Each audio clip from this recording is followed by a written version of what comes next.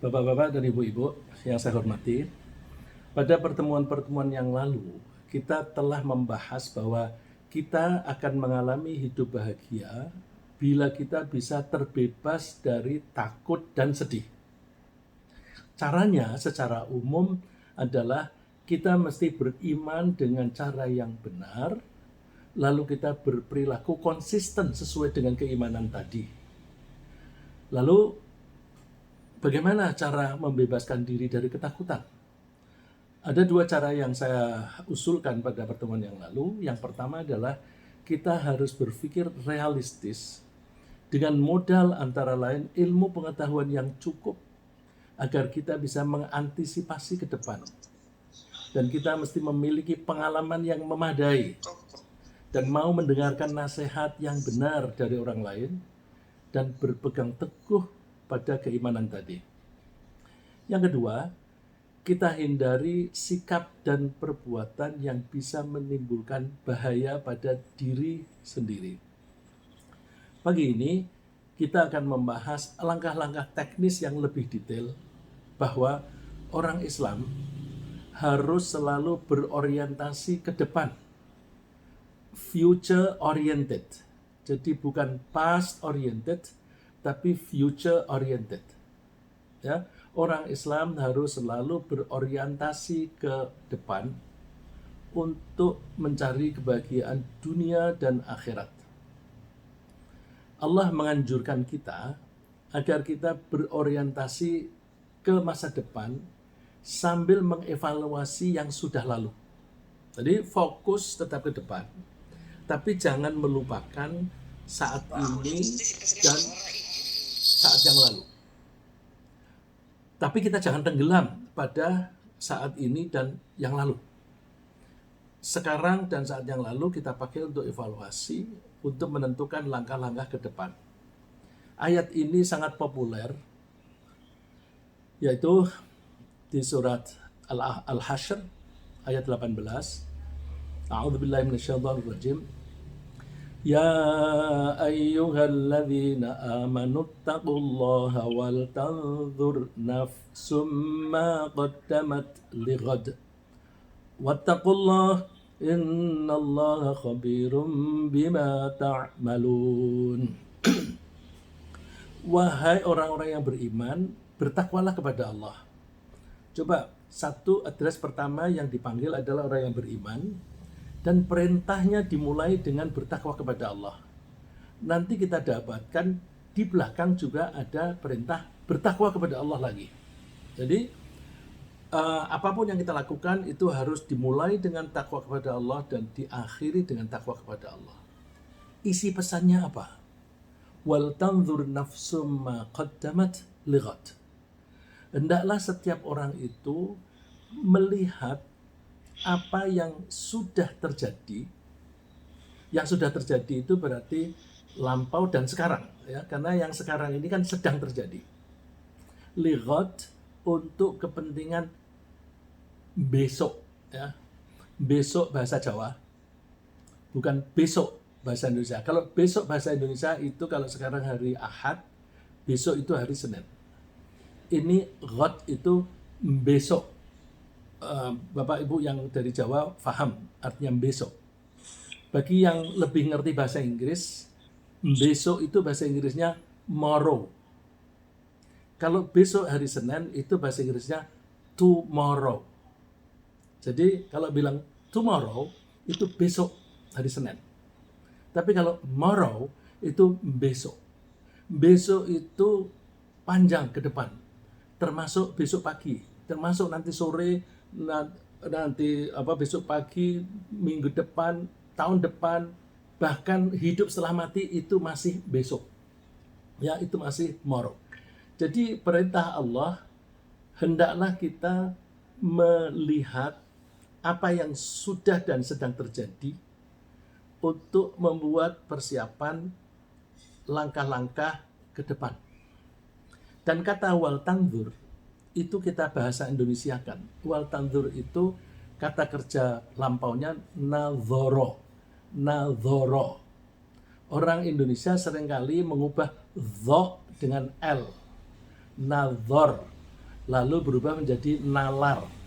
Ya, zuhur, orang Indonesia suka bilang lohor.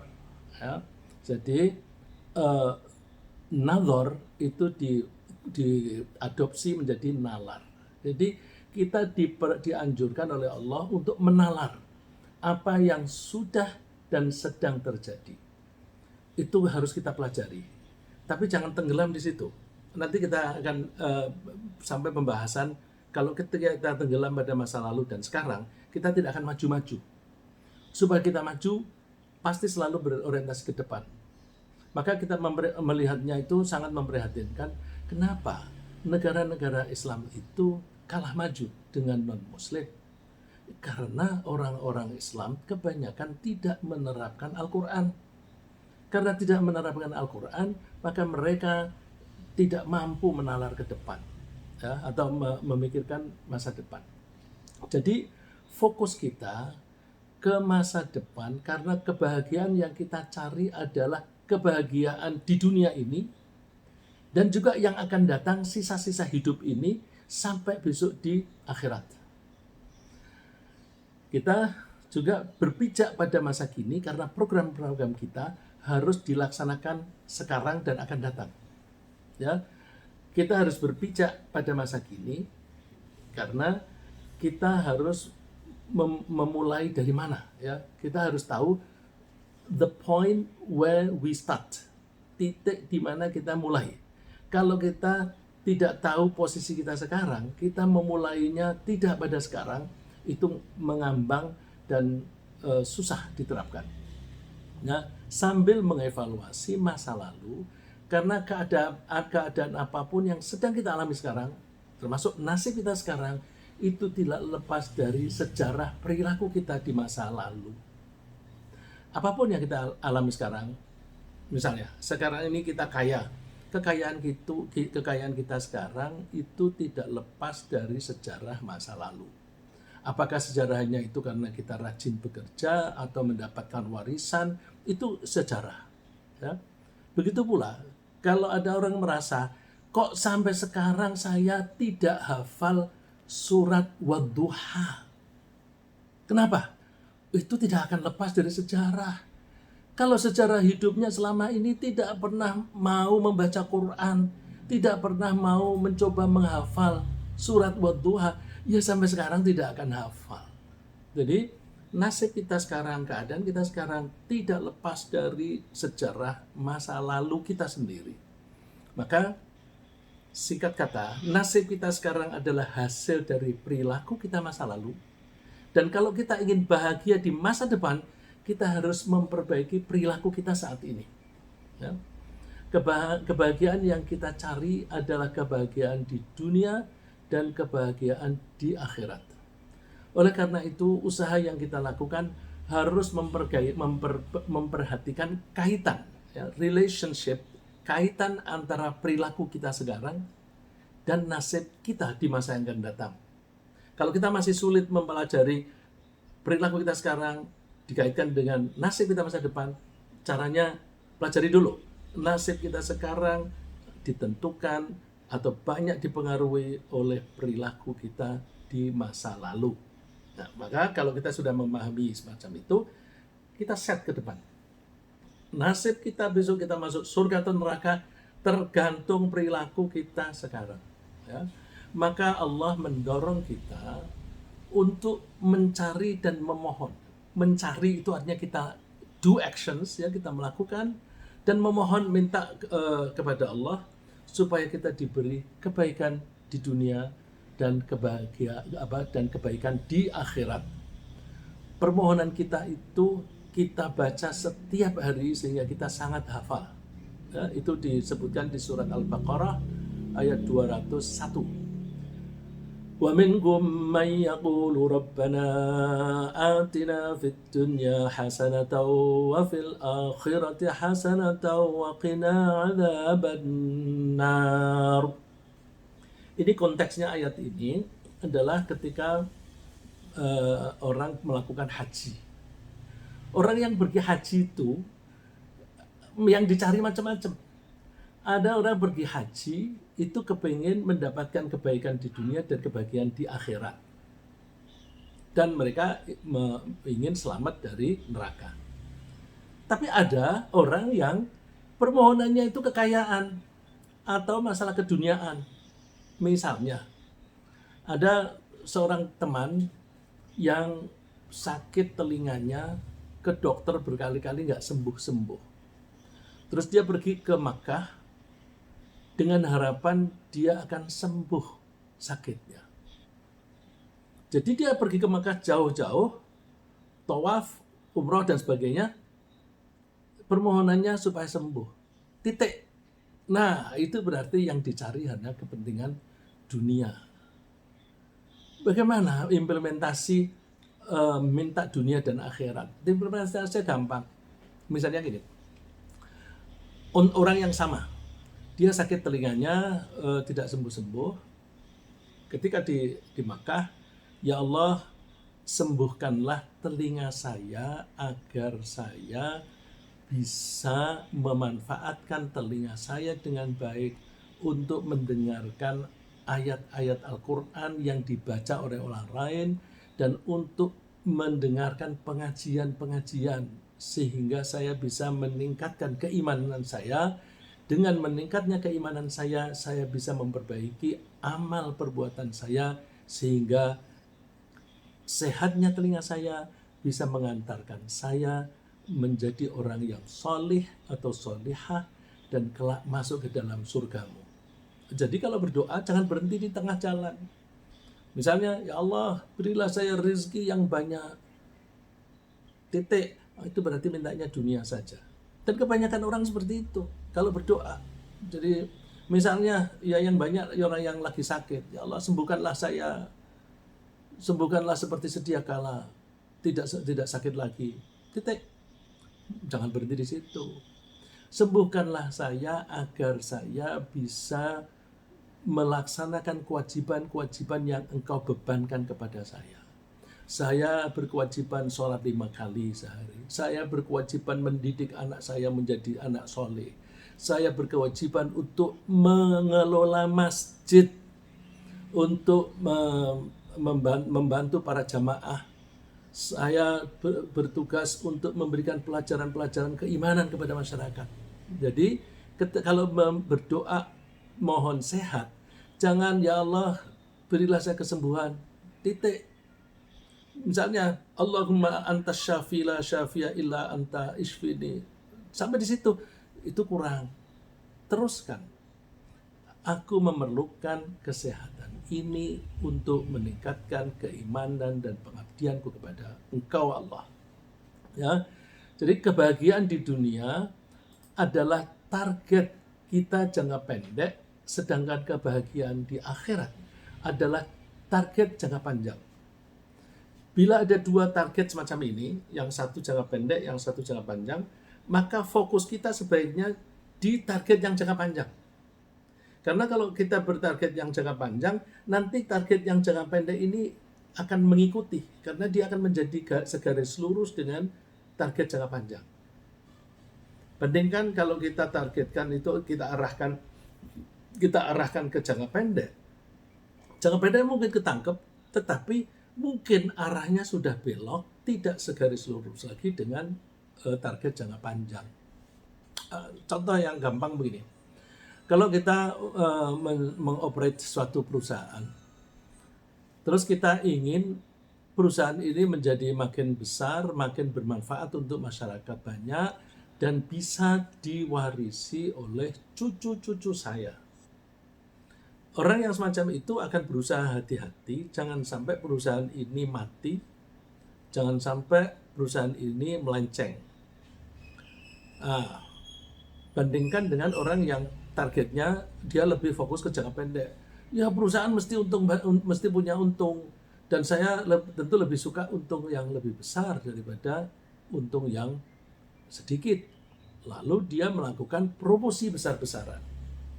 Ternyata ketika promosinya besar-besaran, keuntungannya meningkat sekali, numpat dan signifikan. Nah, padahal promosi yang besar-besaran itu berbahaya, karena itu bisa menyebabkan ekspektasi yang berlebihan bagi para konsumen. Kalau konsumen itu mempunyai ekspektasi yang berlebihan, ternyata ketika dia membeli dan dia menggunakan barang itu, pemakaiannya, fungsinya, dan jangka lifetime-nya itu tidak seperti yang dikatakan. Orang itu akan kecewa. Kalau orang itu kecewa, orang-orang itu tidak akan mau beli lagi. Kalau orang-orang tidak mau beli lagi, perusahaan mati.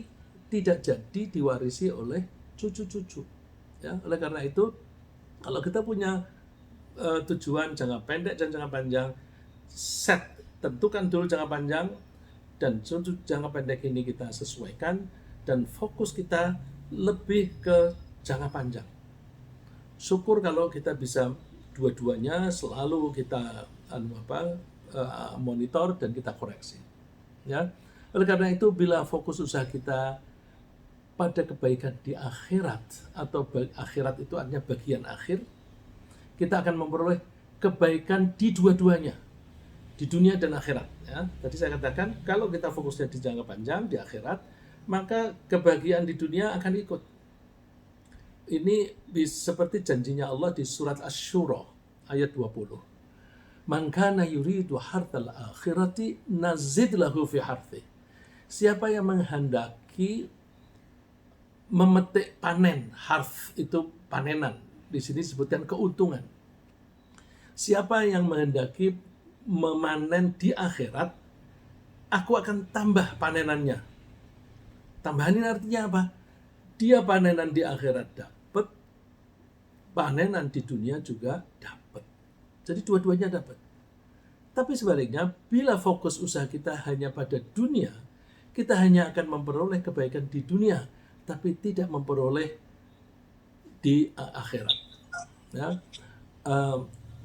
Allah melanjutkan ayat yang tadi di surat Asy-Syura, wa man kana yuridu harthad dunya nu'tihi minha wa ma lahu fil akhirati min nasib.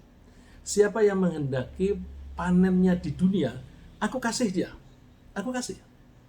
Tapi besok di akhirat dia tidak memperoleh bagian. Jadi dia hanya dapatnya surga di dunia saja. Maka rugi, ya. Nah, yang di Al-Baqarah tadi ayat sebelumnya disebutkan faminan nasi may yaqul rabbana atina fid dunya wa ma lahu fil akhirati min khalaq. Di antara manusia ada yang berdoa, rabbana atina fid dunya, berilah aku di dunia. Karena dia mintanya di dunia, ya udah dikasih di dunia, wa ma lahu fil akhirati min khalaq. Di akhirat dia tidak mendapatkan bagian. Ya. Akan tetapi untuk melaksanakan seperti itu, untuk selalu future oriented itu tidak mudah. Tidak mudah bagi seseorang untuk selalu berorientasi ke depan. Karena masa depan itu abstrak. Ya memang belum datang, maka dia belum kelihatan. Hanya makhluk yang diberi akal yang bisa berpikir tentang masa depan. Binatang ternak tidak bisa berpikir tentang masa depan. Karena pikiran atau akal saja tidak mereka miliki. Sedangkan manusia diberi akal. Tapi tidak semua manusia itu juga siap untuk itu. Jadi meskipun manusia punya akal, belum tentu bisa memikirkan masa depan kalau tidak terlatih. Jadi mesti dilatih untuk memikirkan masa depan. Antara lain ya, orang yang harus berpikir masa depan kan pemimpin. Pemimpin itu harus bisa menatap masa depan. Karena namanya dia memimpin, dia harus tahu arah. Kalau dia tahu arah, maka dia bisa menggandeng orang-orang yang dipimpinnya untuk menuju ke arah tadi. Kalau dia tidak bisa menatap masa depan, ya kacau kepemimpinannya. Kalau dia memimpin negara, negaranya kacau. Kalau dia memimpin masjid, masjidnya kacau, dan seterusnya.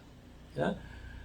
Lalu agar kita bisa berorientasi ke depan, kita mesti selalu latihan untuk mempertajam kecerdasan kita.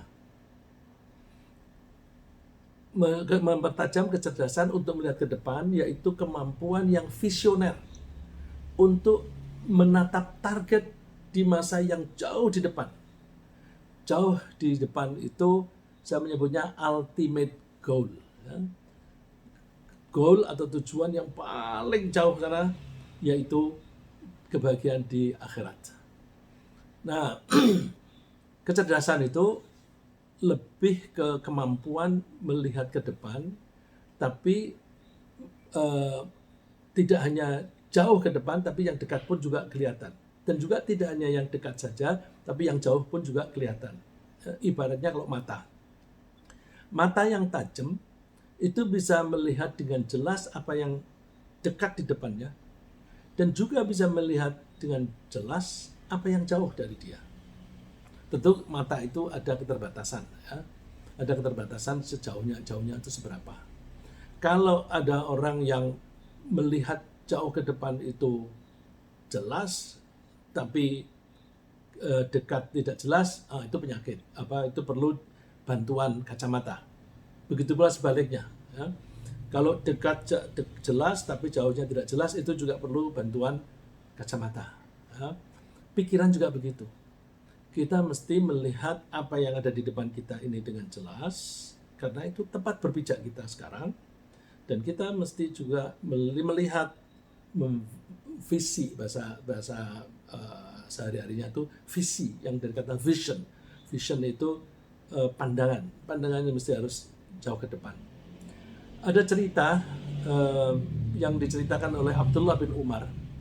Itu hadisnya tidak saya cantumkan Arabnya, karena kalau saya cantumkan Arabnya terlalu panjang. Abdullah bin Umar cerita, dia waktu itu masih muda sekali. Dia ikut rombongan bersepuluh untuk menghadap ke Rasulullah SAW. Lalu ada salah satu di antara laki-laki dari Ansor bertanya kepada Nabi, "Ya Nabi Allah, wahai Nabi Allah, man akyasun nas wa ahzamun nas?" Siapa orang yang paling cerdas dan siapa orang yang paling bijaksana?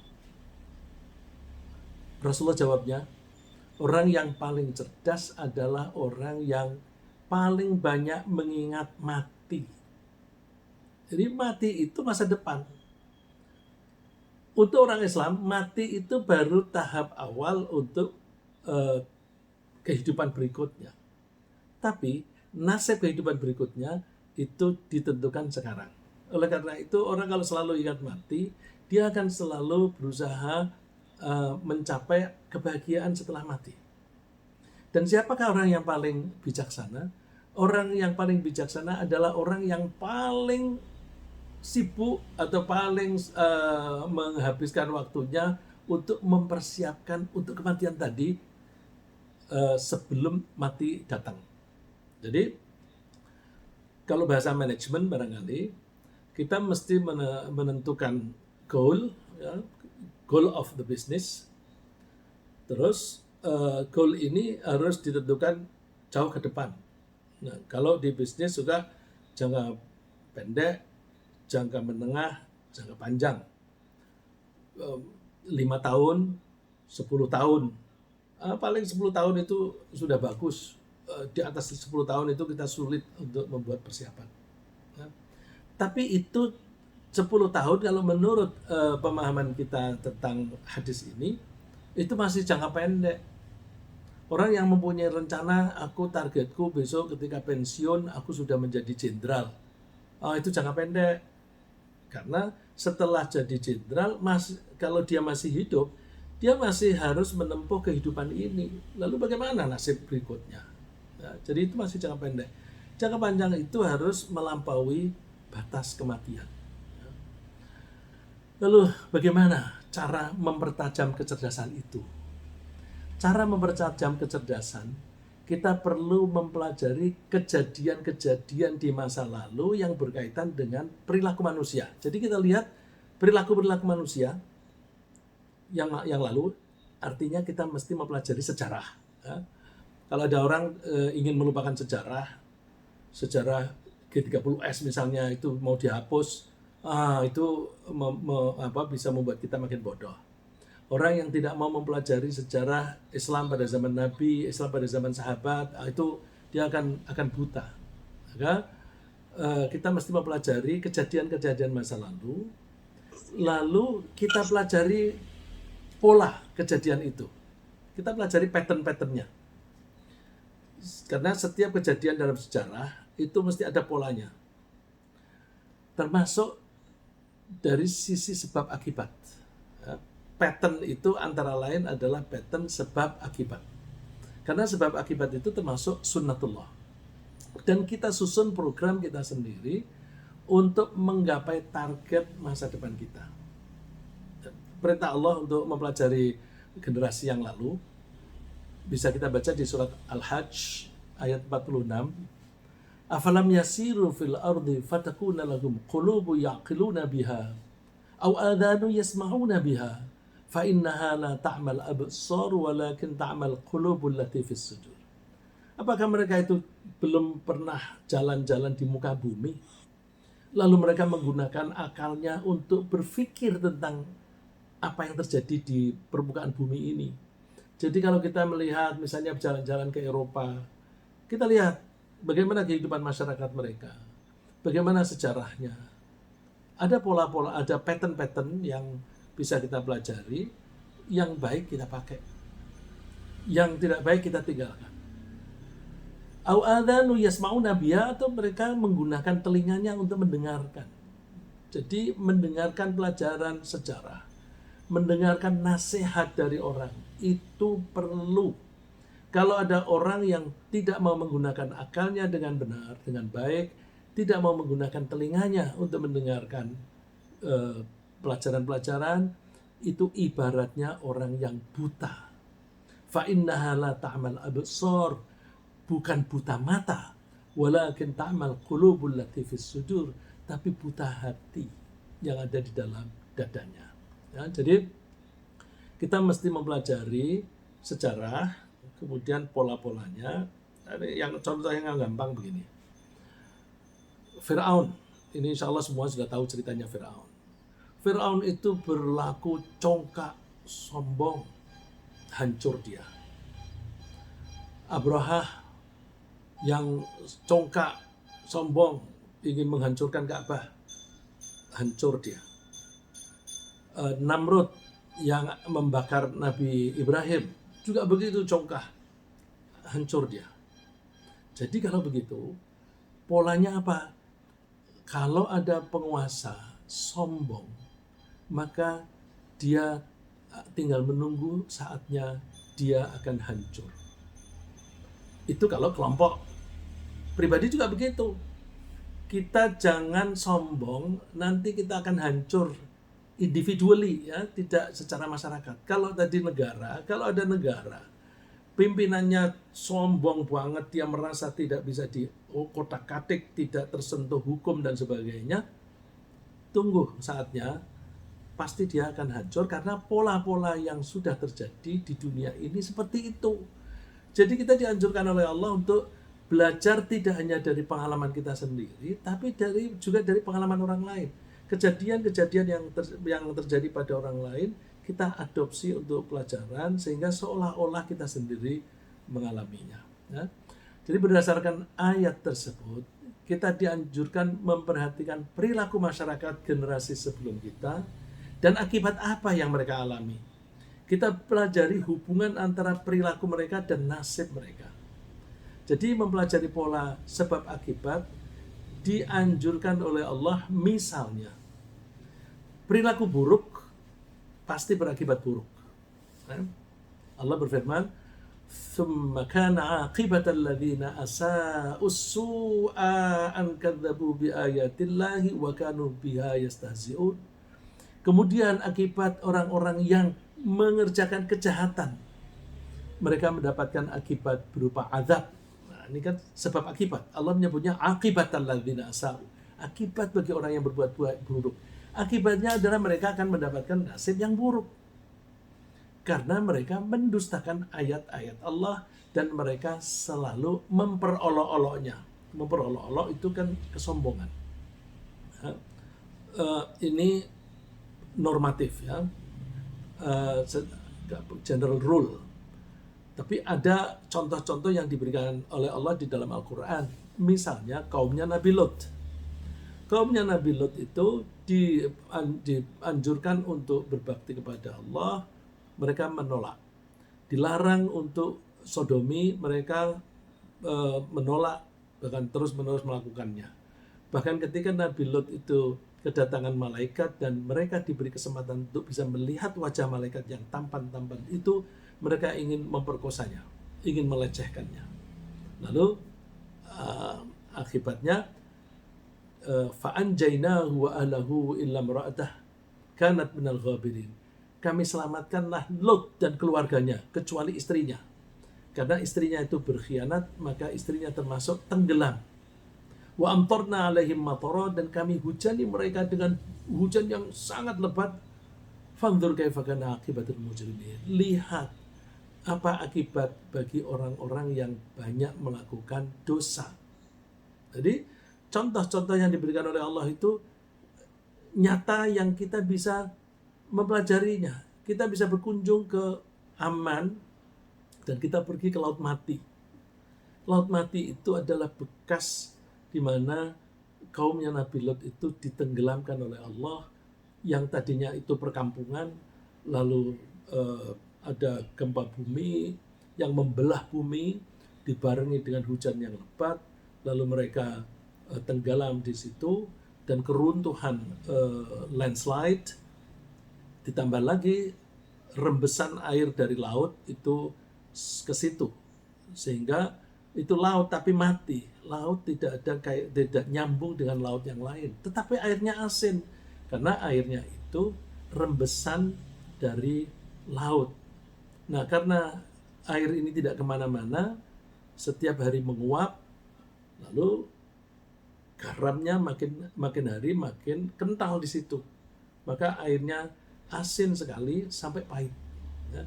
Jadi kita berkunjung jangan hanya sekedar wisata yang tidak ada artinya tidak menambah keimanan kita, tidak memperbaiki perilaku kita. Ya. Pola yang sebaliknya, perilaku baik akan berakibat baik. Allah berfirman di surat Al-A'raf ayat 137, wa awrathnal qauman ladzina kanu yustad'afuna masyariqal ardi wa magharibaha allati barakna fiha wa tammat kalimat rabbikal husna ala bani Israila bima sabaru wa dammarna ma kana yasna'u fir'aun wa qaumuhu wa ma kanu ya'rishun. Ini Fir'aun. Tadi sudah saya singgung sedikit tentang Fir'aun. Ini berlaku juga disebutkan juga tentang Bani Israel yang dianiaya oleh Fir'aun. Setelah Allah itu menurunkan azabnya berupa tenggelamnya Fir'aun dan tentaranya ke laut, lalu Bani Israel yang dikuyo-kuyo, dibully dan dipersekusi, bahkan anak-anak mereka dibunuh hidup-hidup, maka Allah memberikan imbalan pada mereka, wa awrathna qauman ladzina kanu yustad'afun, orang-orang yang dilemahkan, yang dimarginalkan, itu kami beri warisan masyariqal ardi wa magharibaha, tanah yang luas ke arah timur dan ke arah barat. Ya. Karena waktu itu setelah Exodus, Nabi Musa mengajak mereka di Sinai. Nah, Sinai berarti menjadi tempat tinggal mereka. Allati barakna fiha, yang kami berkahi di sana. Wa tammat kalimat rabbikal husna ala bani Israila bima sabaru. Sempurnalah kebaikan yang diberikan oleh Allah untuk Bani Israel karena mereka sabar. Sabar dianiaya oleh Fir'aun. Sedangkan Fir'aun, wa dammarna ma kana yasna'u Fir'aun, kami hancurkan Fir'aun dan kaumnya, dan mereka tidak bisa bangun. Dia mati. Langkah berikutnya, setelah kita mempelajari pola itu, lalu kita menyusun program-program yang baik. Ya, kita bikin planning dengan harapan kita memperoleh akibat atau hasil yang baik pula. Akibat baik semacam ini akan mendukung kebahagiaan kita, baik di dunia maupun di akhirat. Allah berfirman, Man 'amila shalihan min dzakarin aw untha wa huwa mu'minun falanuhyiyannahu hayatan thayyibah wa lanajziyannahum ajrahum bi ahsani ma kanu ya'malun. Siapa yang berbuat soleh, soleh tempoh hari kita bahas artinya wajar. Siapa yang berperilaku wajar, yang menurut common sense umumnya orang mengatakan itu baik, itu wajar. Min dzakarin aw untha, baik dia laki-laki maupun perempuan. Jadi Allah tidak membedakan laki atau perempuan, sama nasibnya. Wa huwa mu'min, sedangkan dia itu beriman kepada Allah. Kalau dia mau berbuat yang soleh disertai dengan keimanan, Allah menjanjikan falanuhyiyannahu hayatan thayyibah. Sungguh kami akan memberi dia kehidupan dengan kehidupan yang baik. Di dunia ini baik. Walanajziyannahum ajrahum biahsani ma kanu ya'malun. Di akhirat akan kami balas mereka dengan balasan yang paling baik. Ya. Setelah itu, kalau kita sudah menentukan program-program, jangan lupa program itu harus dilaksanakan. Ketika kita melaksanakan program, kita butuh logistik, kita butuh fasilitas. Ya. Butuh fasilitas, misalnya kita butuh tangan, kita butuh kecerdasan, kita butuh mata dan sebagainya, butuh tenaga, butuh penunjang, kita perlu makan, minum, tempat tinggal dan sebagainya. Nah, apapun yang kita miliki itu kita anggap sebagai kapasitas, kita kerahkan seluruhnya 100% untuk melaksanakan dan membiayai program-program yang menghasilkan kebahagiaan dunia dan akhirat. Nah, jadi kalau sudah yakin bahwa program ini baik ini, kalau sudah yakin bahwa ini baik, pasti akan menghasilkan kebaikan, jangan ragu-ragu. Investasikan apa yang kita miliki 100%. Nah, orang yang semacam ini pasti rajin, karena tenaga itu bagian dari kapasitas. Dan orang yang semacam ini pasti tidak pelit, karena dia tahu bahwa dana yang saya berikan untuk menjalankan kegiatan ini, itu untuk kebaikanku juga besok di akhirat. Jadi digambarkan oleh Allah di surat Al-Hujurat, innamal mu'minuna alladzina amanu billahi wa rasulihi thumma lam yartabu wa jahadu bi amwalihim wa anfusihim fi sabilillah ulaika humus shadiqun. Yang namanya orang mukmin yang benar hanyalah orang-orang yang beriman kepada Allah dan Rasulnya, setelah itu tidak ragu-ragu. Ya, beriman kepada Allah dan Rasulnya terus tidak ragu-ragu. Karena dia tidak punya ragu-ragu, maka wajahadu, mereka mau bekerja keras. Jihad itu bekerja keras, tidak harus berarti perang. Nah, mereka bekerja keras menggunakan apa? Bi amwalihim wa anfusihim, hartanya dikerahkan dan dirinya sendiri dikerahkan. Fi sabilillah, untuk menempuh jalan Allah. Jalan Allah tidak harus perang, ya. Ulaika humus shadiqun. Mereka itulah orang-orang yang jujur ketika mengatakan beriman. Ya. Gambaran yang misal, ya, yang gampang difahami, misalnya begini. Saya punya konsep mau buka restoran, terus restoran itu kelas menengah ke atas, lalu saya mau buka di dalam kompleks. Anggaplah di depan, di rumahnya Pak Mu'alif deh, di rumahnya Pak Mu'alif. Di situ saya membangun restoran menengah ke atas. Terus menunya wah, bagus-bagus, enak-enak. Ada masakan Indonesia, Eropa, semuanya ada. Terus saya susun konsep termasuk budgetnya. Wah, ini butuh investasi 10 miliar nih. Lalu saya sodorkan konsep saya ini kepada teman-teman. Aku mau punya rencana bisnis nih di rumahnya Pak Mu'alif. Kamu mau nggak? Kira-kira kalau kita buka restoran kelas menengah ke atas di rumahnya Pak Mu'alif, di jalan apa itu Pak Mu'alif, laku nggak? Ya Allah, kalau kita pergi ke Pak Mu'alif itu, memang itu di pinggir jalan, tapi kita mencari parkir untuk satu mobil aja susah. Kalau kita buka restoran di situ, siapa yang mau parkir? Kalau ini kelas menengah ke atas, yang datang itu mesti pakai mobil. Dan seringkali berombongan. Nggak masuk akal, nggak bisa. Nah, kalau saya tawarkan kepada teman-teman, siapa mau investasi? Orang-orang pada menolak. Enggak. Kenapa? Pasti rugi, pasti bangkrut ini. Nggak mungkin.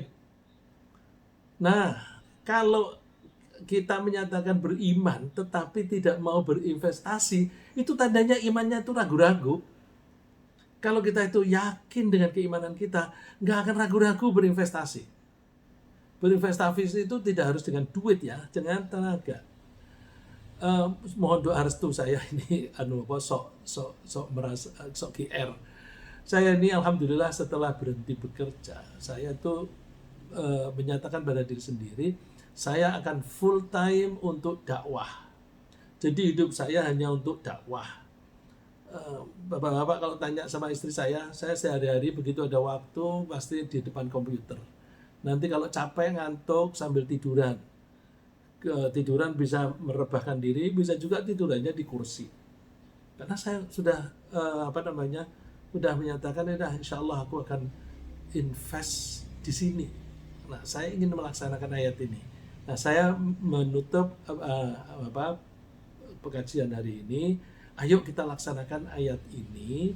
Kita beriman kepada Allah dan Rasul-Nya. Jangan ada keraguan-keraguan sedikit pun. Dengan tidak adanya keraguan-keraguan, maka kita berani bekerja keras dengan mengerahkan seluruh yang kita punya. Yang kita punya badan, kita punya tenaga, punya pikiran, punya harta, kita kerahkan semuanya, toh nanti akan ada hasilnya. Jadi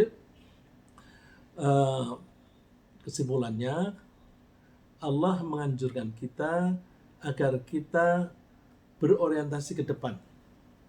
Target yang ingin kita capai adalah kebahagiaan di dunia dan kebaikan atau kebahagiaan di akhirat. Untuk itu kita perlu mengasah kecerdasan agar kita bisa bervisi jauh ke depan. Lalu kita perlu mempelajari sejarah masa lalu untuk menangkap pola sebab akibat dalam kehidupan ini. Dengan modal itu kita susun program kegiatan yang baik saja, kita hindari yang buruk. Lalu kerahkan semua kapasitas untuk mencapai target kebahagiaan dunia dan akhirat. Saya kira sementara begitu